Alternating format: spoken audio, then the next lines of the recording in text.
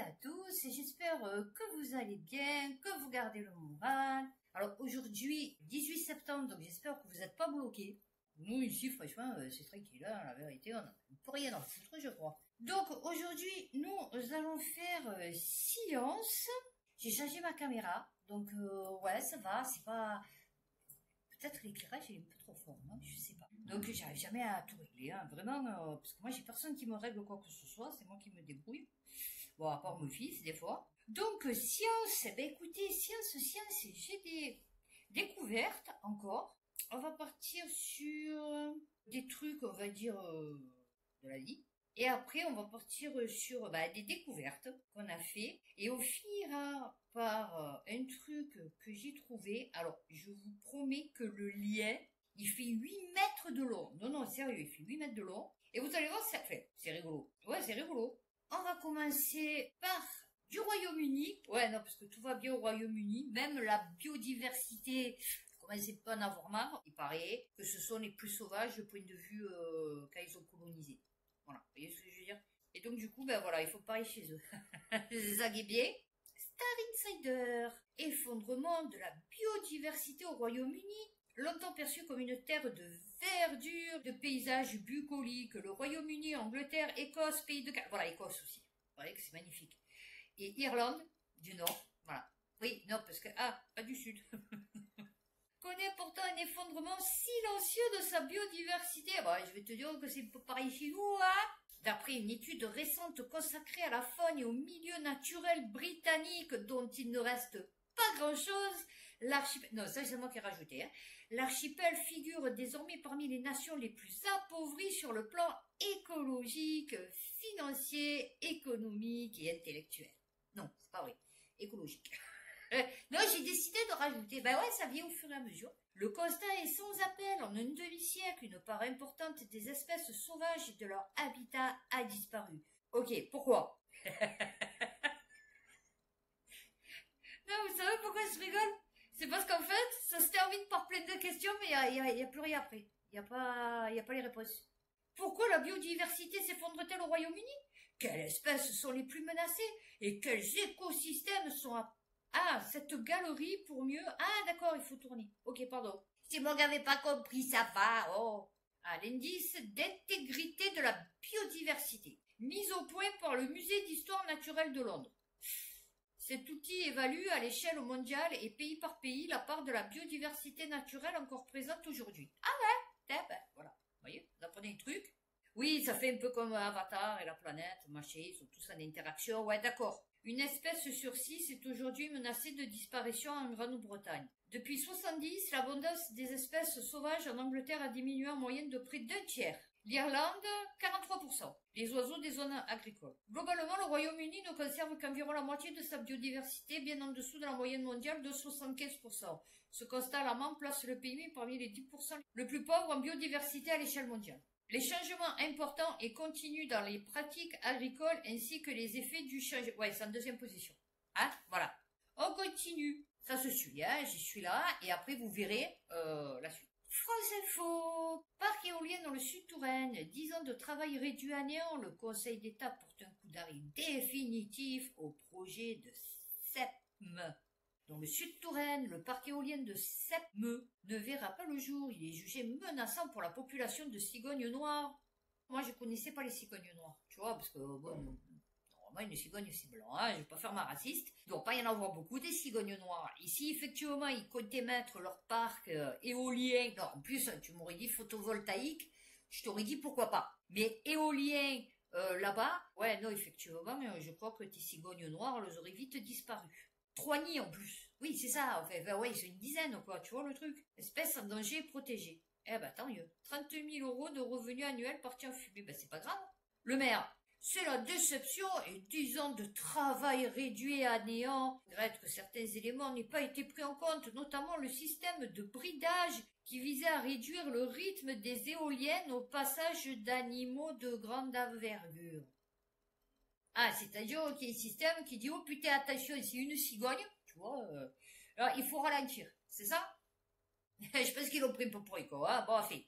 quelque peu désabusé. Lady le regrette aussi le manque à gagner. Ah bah oui, c'est sûr. Les pépettes, de nombreux blocages au projet éolien dans son secteur, les châteaux, les paysages ou les cigognes noires. Ah bah oui, faudrait tout raser, merde. Tu prends, tu te dégages tout, là, leurs putains de cigognes, leurs châteaux historiques et puis des magnifiques paysages pour coller mes putains d'éoliennes. Merde, 30 000 euros de revenus annuels quand même, c'est-à-dire presque rien. Ben oui, c'est aussi la protection du patrimoine et du paysage du Sud Touraine, qui était aussi... Ah ben oui, mais non, mais ta mère, elle en a... Ta mère. Non, ta mère, M-A-I-R-E, n'en a rien à foutre. Elle veut les pépettes. Et donc là, jeuxvideo.com, le super ordinateur de Harvard, est arrivé à une conclusion. Ah quand même, il n'est pas nécessaire d'installer des panneaux solaires partout. Eh ben non. Tu vois, par exemple, en Angleterre, c'est beaucoup. Tu vois, parce que les trois quarts du temps, il pleut. Bon, quoique maintenant, ils font des panneaux performants. Ou peut-être, genre pôle Nord, tu vois, où pendant 6 mois de l'année, il fait nuit. Tu vois ce que je veux te dire? La logique du déploiement massif et indifférencié du solaire. Ben non, ils en ont rien à foutre, les mecs qui touchaient des pépettes. Après 5 années... Oh, j'ai que les pépettes. Après 5 années de données analysées grâce à un super ordinateur, les chercheurs montrent que l'efficacité climatique des panneaux dépend d'abord de leur emplacement et non de leur quantité. Ah bah oui. Là, par exemple, dans le désert, c'est bien. Enfin, sauf quand il y a des tempêtes de sable. Allez, on continue. Alors, celui-là, moi... Enfin, non, m'a pas fait rire, mais je veux dire, c'est la temporalité qui m'a fait rire. En Écosse, une fuite radioactive cachée pendant des années vient d'être révélée. Non, c'est bien. Géo. Les documents sensibles viennent de révéler que la base nucléaire de Coulport, abritant les ogives britanniques, a laissé fuir de l'eau radioactive à la suite de ruptures répétées de conduites vétustes. Ah bah oui, parce que aussi, les pépettes, ils se les mettent dans la poche. Lacune dans la maintenance du réseau de 1500 canalisations. Eh ouais, c'est con. C'est con d'en construire autant, parce qu'après, tu vois, il faut les entretenir. En août 2019, l'une d'elles a inondé une zone de traitement des armes, entraînant un écoulement contaminé vers la mer. Oh, des plus gros poissons. Si l'agence s'assure que les concentrations n'ont pas mis en danger la santé. Non, ils sont devenus verts. Ah ouais, non, ils sont devenus verts la nuit. Eh ouais. Elle souligne que cet épisode a généré des rejets inutiles. Ah bah oui, c'était pas utile, attends, non. Et aurait pu être évité. Ah bah, c'est sûr. Ça m'a entretenu le toyo. Ah ouais, non. Donc, eh ben, écoutez, ben, super, hein. Alors, peut-être, je vais vous apprendre quelque chose. Maison et travaux. On les jette tous sans réfléchir. Et c'est vrai parce que j'en ai jeté encore la dernière fois. Pourtant, ces sachets de gel de silice sont ultra utiles. Voici comment. Oui, on les met dans la poubelle. Ouais, non, on va pas l'avaler, ça c'est sûr. Bah oui, on te dit de pas avaler. Donc tu te dis, super dangereux, je le jette. Tu vois ce que je veux te dire? Faut être con pour avaler un sachet de billes dans une boîte de chaussures. Enfin, je veux dire, bon. Mais savez-vous vraiment ce que contient ce petit élément? À l'intérieur, il ne s'agit pas d'un produit chimique dangereux comme on pourrait le croire, mais de billes de gel de silice. Alors, cette matière permet d'absorber à la fois l'humidité et les mauvaises odeurs. Ah bah tu peux le mettre dans la litière du chien. Du chat. Non, parce que moi, là, j'ai 2 litières, c'est pour mon chihuahua. Alors, tout le monde croit que j'ai un chat. Bon, ben non, j'ai un chien.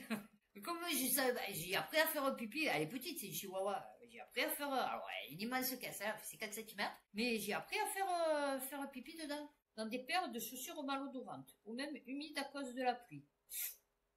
C'est pas rare, hein, ça dépend de la pluie. Hein. Vous pouvez aussi en placer dans une trousse de toilette avec vos rasoirs pour éviter la formation de rouille.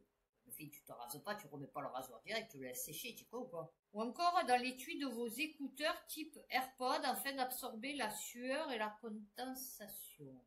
Oula, tu as un problème de sudation, toi, je crois. Vous avez malencontreusement fait tomber votre téléphone dans l'eau? Ne paniquez pas, à la place, placez-le dans un sac rempli de ces sachets. Pourquoi, imaginez, j'ai mon téléphone, je le fais tomber là dans les toilettes, dans l'eau, un caniveau, j'ai serré. Ça va pas faire un court-circuit, l'eau dedans? Je le fais sécher, on marche. Comment recharger vos sachets de silice? Pour se faire exposer les quelques heures au soleil, la chaleur va les assécher. Bon, tu peux le mettre dans le four aussi. Hein. Bref, et voilà, vous savez que maintenant vous pouvez garder les gels de silice. Moi, je vais essayer de voir, de m'en servir comme litière. Faut dire que bon, mais j'en ai pas beaucoup quand même, hein. Là, dans j'en ai eu un, hein, et puis il est tout chouïa, hein. Donc, je veux dire, bon, c'est pas avec ça qu'on va avancer, quoi. Tu vois, il faut vraiment que tu achètes beaucoup de paires de chaussures. Là, du coup, eh ben, on part sur de la mer. Oh, ouais, ça va être mer et sous la mer. Ouais, j'ai régé quand même un peu. Alors, Futura, Ce que des chercheurs viennent de voir sur des dents de requin fait craindre le pire pour l'océan. Dans le cadre d'une nouvelle expérience, des chercheurs montrent que même les prédateurs les plus redoutables des mers ne sont pas à l'abri des effets du changement climatique. Je ne vois absolument pas le rapport. Et leur vulnérabilité se cache là où on s'y attend le moins. Les requins doivent leur réputation à leur mâchoire garnie de dents acérées capables de repousser en permanence. Ouais, putain, ça aurait été beau. Voilà, ça c'est un truc, tu vois, c'est pas mal. Tu vois, tiens, les dents le repoussent. Alors après, ça dépend de tes dents, c'est sûr. Et donc, ça m'aurait plu que, tu vois, mais alors à ce moment-là, il faut qu'elle repousse droit. Ah, vous connaissez les requins citrouilles? C'est rigolo. Ouais, ils sont un peu jaunes, hein, c'est tout. Ils sont pas jaunes, tu vois. Enfin, on dirait pas les citrons, tu vois ce que je veux te dire? Je connaissais pas la dernière fois, j'ai vu les requins citrouilles. J'ai dit, putain, c'est rigolo, ça. Hein, révèle une inquiétante fragilité. Plus l'eau est acide, plus les dents s'abîment. Eh ouais. Alors, le pH moyen des océans est de 8,1. Mais à cause des émissions de CO2 dans l'atmosphère, me demandez pas, il pourrait chuter. Ah, d'accord, on n'y est pas. Voilà, on n'y est pas. Hein, à 7,3 d'ici 2300. Oula, d'accord. Ah oui, des fois plus assez. Ouais, non, d'accord, ok, il n'y a pas de souci, mais c'est en 2300, quoi. On est en 2025. Les chercheurs ont collecté plus de 600 dents abandonnées. Non, mais mort de rire. En fait, ils ont pris des dents qui ont été abandonnées. Alors, abandonnées, non, qui sont tombées, hein, je suppose, dans la mâchoire des requins. Donc, mâchoire de requin qui est assez tranquille, hein, on va dire, dans des aquariums, je veux dire, bon, voilà. Donc, en fait, ils savent pas, tu vois, les dents, comme elles tombent pas. Donc, sûrement qu'il y a un renouvellement de dents quand les dents, elles sont trop fragiles. Tu vois, le requin doit perdre les dents qui s'abîment, en fait, qui sont plus vivantes ou qui sont plus assez dures. Et donc, elles sont peut-être remplacées par d'autres dents plus fraîches. Tu vois ce que je veux te dire? Donc, effectivement, de prendre 600 dents abandonnées dans un aquarium hébergeant des requins à pointe noire pour les analyser, non. Il aurait fallu que tu les prennes dans la bouche du requin. 16 dents intactes ont été sélectionnées pour l'expérience de pH, d'accord? Et incubées pendant 8 semaines. Donc, une dent qui est tombée. Donc, 8 semaines dans des bassins séparés de 20 litres pour une dent. À des pH de 8,1 et 7,3. 36 autres ont servi à mesurer la circonférence avant et après l'exposition. Les résultats sont sans appel par rapport aux dents conservées à pH 8,1. Celles placées dans une eau plus acide présentaient des fissures, trous et corrosions. Ben ouais. Donc en fait, ils te disent que les dents de requin vont pas bien parce qu'en 2300, l'eau va sûrement descendre à 7,3 de pH. Donc ils ont pris des dents que des requins avaient perdues dans un aquarium pour les mettre dans un pH du coup en 2300, c'est-à-dire 7,3. Et là, donc, du coup, elles étaient en bon état, hein, on est ok, puisque du coup, voilà, ils les ont pris, il n'y avait pas de souci. Et en fait, c'est en les exposant pendant 8 semaines dans de l'eau à 7,3 qu'ils se sont rendus compte que la dent s'abîme. Voilà. Eh bien, écoutez, on va les louer comme ça. Hein. Alors, j'espère que cette fois-ci, j'aurai la photo. Midi libre. En pêchant, il tombe sur un requin à peau orange. Les scientifiques mènent une étude pour comprendre ce phénomène extrêmement rare. Alors, est-ce que c'est un phénomène ou est-ce que c'est des requins, genre un peu comme des requins albinos, tu vois, mais du coup, ils étaient orange. Un requin à peau orange a été observé au large des Caraïbes au mois d'août dernier. Un an plus tard, des biologistes publient une étude sur cette rencontre atypique. Le spécimen était atteint de xanthisme, un rare défaut de pigmentation chez la faune marine. Ah, voilà, c'est ce que je dis. Des requins. C'était un requin-rouquet. Il s'agit du premier cas scientifiquement documenté de xanthisme total. Non, mais c'est vrai qu'elle était très orange quand même. Hein. S'étonnent les scientifiques dans l'introduction de leurs études. Caractérisée par une pigmentation jaune. Eh ben là, du coup, c'était orange. Et rare chez les espèces. Ben ouais, du coup, c'est la première fois. Alors, l'âge du Costa Rica. Présenté, ouais, jaune, orange intense. Ah ouais, non, c'est fluo, c'est limite fluo. Hein. Et avait les yeux blancs. Ouh, ah ouais, requin nourrice. Ah, il se nourrit par aspiration. Un mode d'alimentation qui évoque la succion des mammifères pendant l'allaitement. Allez, découverte. Science et vie. Découverte d'une gigantesque métropole sous-marine, le système qu'une lune pourrait expliquer l'origine de la vie sur Terre. Ah bon, je croyais que c'était une météorite. C'était pas une météorite à la base. Des structures circulaires alignées sur le plancher océanique Intrigue, voilà, la dernière fois, je crois que j'ai vu une vidéo sur ça. Intrigue les géologues par leur origine explosive, leur composition minérale atypique. Leurs caractéristiques pourraient bouleverser les théories actuelles sur la formation de certains environnements marins. Ouais, donc c'est ça, sur la vie sur Terre. Le système hydrothermal qu'une lune. Des explosions invisibles. Ben ouais, c'est sous l'eau. Série de cratères circulaires enfouis à plus de 4000 mètres sous la surface. Disposés en essaim sur un haut fond tectonique, allant jusqu'à 130 mètres de profondeur. Ah ouais, c'est profond. Serpentinisation, une réaction entre l'eau de mer et les roches du manteau aurait produit d'immenses volumes d'hydrogène. Et ouais, voilà, provoquant des éruptions brutales. Et ouais. Les roches projetées ont ensuite laissé place à des dépressions géantes. Et ouais, c'est sûr. Défie les lois connues de l'océan profond. Et ouais. Mais c'est-à-dire, l'océan profond, tu le connais pas, donc du coup, c'est ce que tu as imaginé, en fait. 80 km de la fosse de Musso, loin des dorsales actives, c'est précisément ce qui a fait un cas d'école. Et ouais, non, parce qu'ils étaient partis que là où il y a des failles, il y a des explosions, alors que peut-être non, là où il y a la faille, pas du tout, et c'est à côté, en fait. 484 milliards de moles par an d'hydrogène représenterait à lui seul près de 5% de la production mondiale abiotique sous-marine. Là aussi, découverte, jeuxvideo.com, une source d'eau potable capable d'alimenter Paris pendant des siècles, découverte sous l'océan Atlantique. C'est fou, hein? Tu fais chier avec leur sécheresse. C'est une découverte qui donne le vertige au large des États-Unis.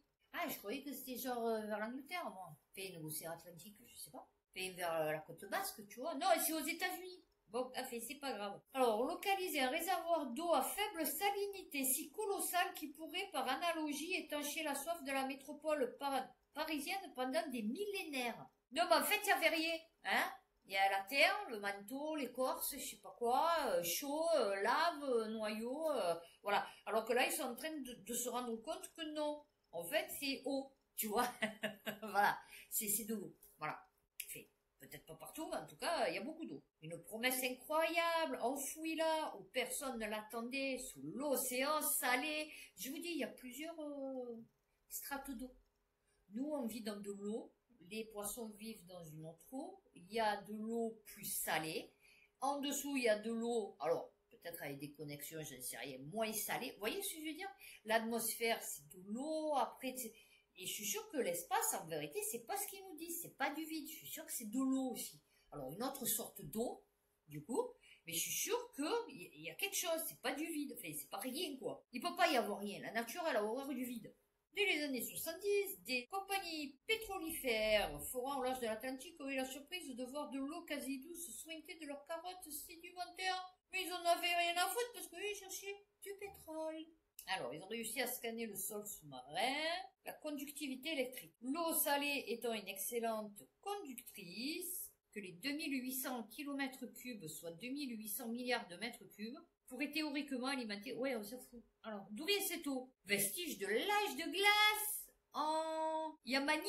Il y a pêche. Dernière période glaciaire, il y a environ 15 à 20 000 ans. Ah bah, je croyais que c'était 13 000. Ah non, c'est à 13 000 que ça a voulu, c'est ça. Une immense partie de l'eau de la planète était stockée dans de colossales calottes glaciaires.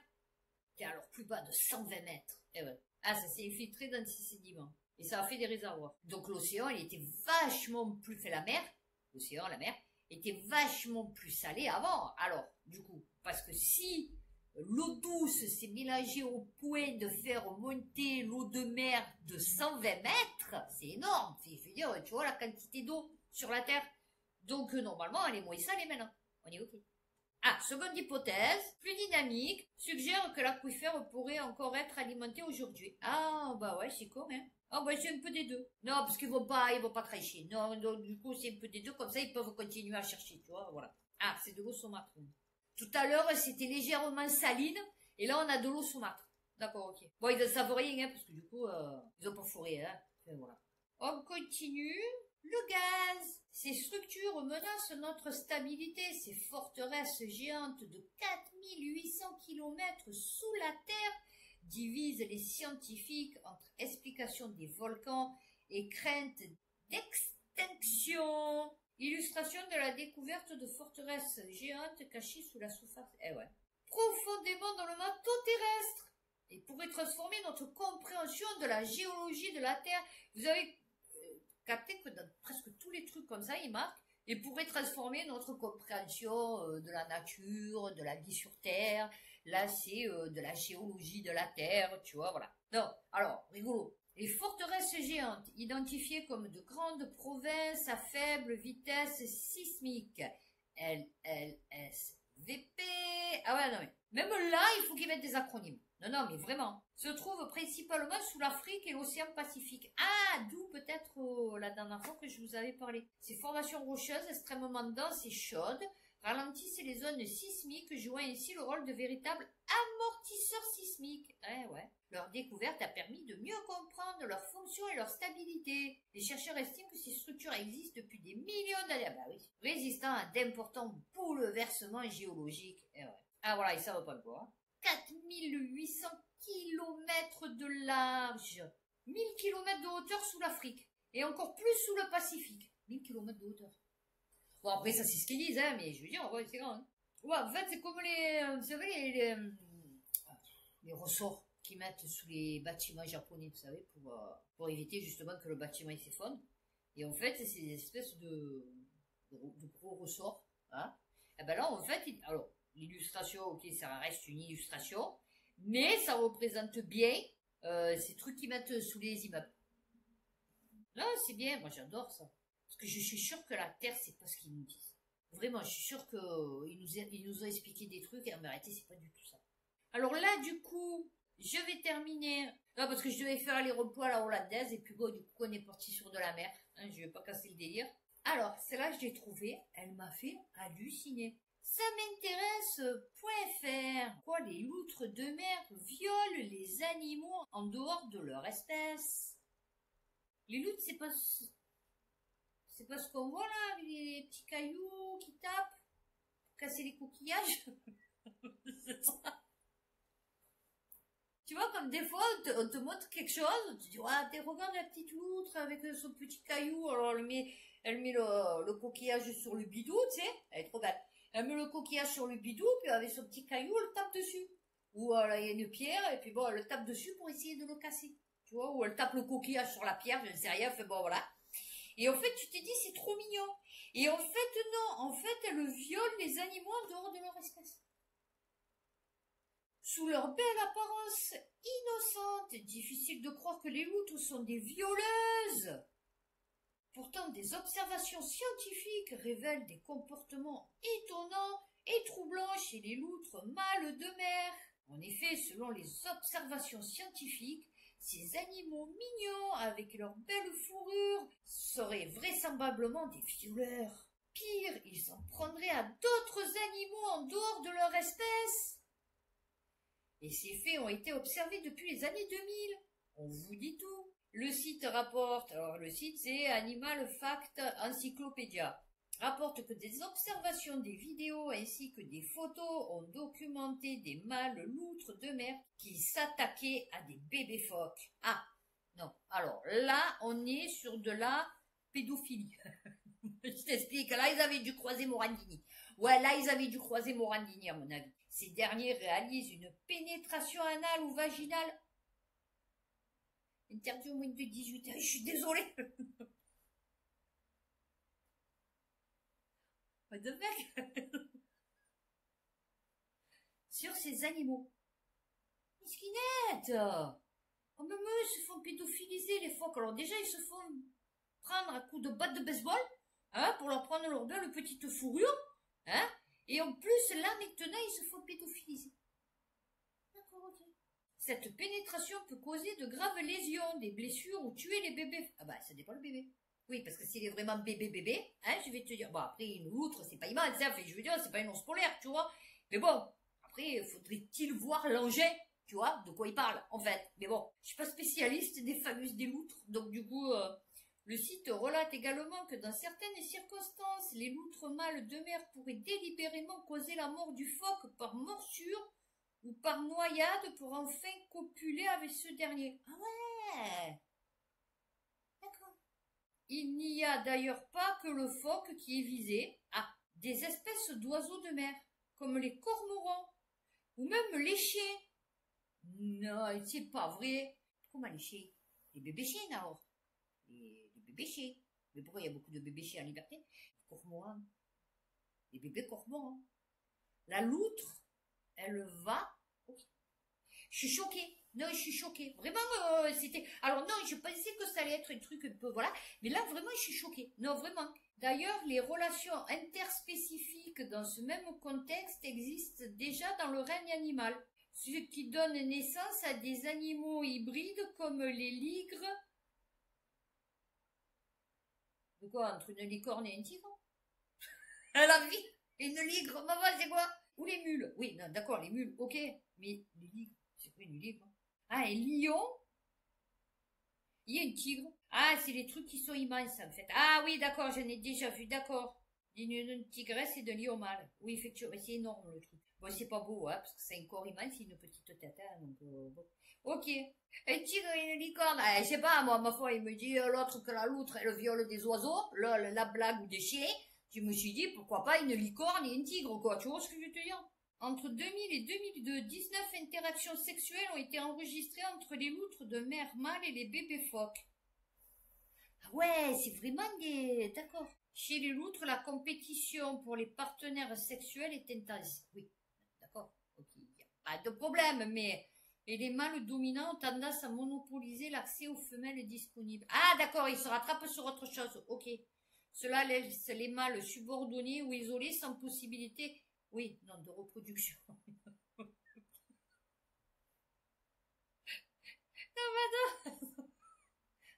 Bon, alors, les chiens, pourquoi pas? Mais donner un oiseau, bon, tu vois, quand même, ce qui peut les pousser à exprimer leur pulsion reproductive de manière détournée. Ah ouais, non. Ah d'accord, c'est tellement violent qu'ils tuent les femelles. Ah ouais, non, c'est sympa. Oula, c'est sauvage, un mâle loutre. Les femelles partent derrière pour s'accoupler et les maintiennent en place en les mordant au visage.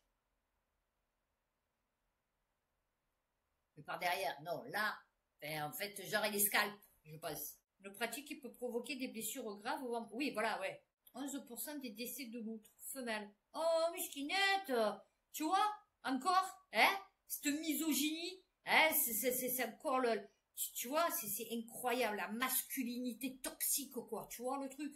Le stress environnemental comme la diminution de leur habitat naturel, la pollution, la raréfaction des partenaires sexuels dû au déséquilibre dans leur... Eh ouais, aussi. Ils ont des soucis de perturbateurs endocriniens. Eh ouais. Ils sont polygynes. D'accord. Qu'un mâle s'accouple avec plusieurs femelles. Ouais. Ben, un peu comme chez nous, hein, te dire. Ben, le mange un peu de tout, voilà. Les poissons, les crustacés, les mollusques, voilà. C'est ça qu'elle casse avec des petits cailloux. Voilà. De coquillages et d'oursins qu'elle casse à l'aide de pierre. Je connais parfaitement le règne animal. J'adorais ça. Moi, les documentaires de loutres. J'adore ça, je vous jure. Je passe des... Mais surtout les trucs de mer. Vous voyez, les trucs de terre, je connais. Bon, donc je m'en fous. À part si c'est genre les... Oh, comment ça s'appelle, là, les... Vous savez, qui se mettent au droit, là. Ils sortent de leur terrier, ils se mettent comme ça, et, avec leurs deux petites pattes, je me rappelle plus comment ça s'appelle. Bon, moment y compris. À part ça, Timon et Pumba. Voilà. La ref. Timon et Pumba. Voilà. C'est Timon? Ouais, c'est Timon. Voilà. C'est lui que j'adore. Non, ben voilà. Donc je voulais finir sur, je pensais une bonne note. Enfin, une bonne note. Donc je pensais pas qu'on en était là, quoi. Tu vois, voilà, c'est ça. Donc du coup, ben voilà, j'ai fini cette vidéo. J'espère qu'elle vous aura plu, qu'elle vous aura intéressé, que vous aurez passé quand même un bon moment en l'écoutant.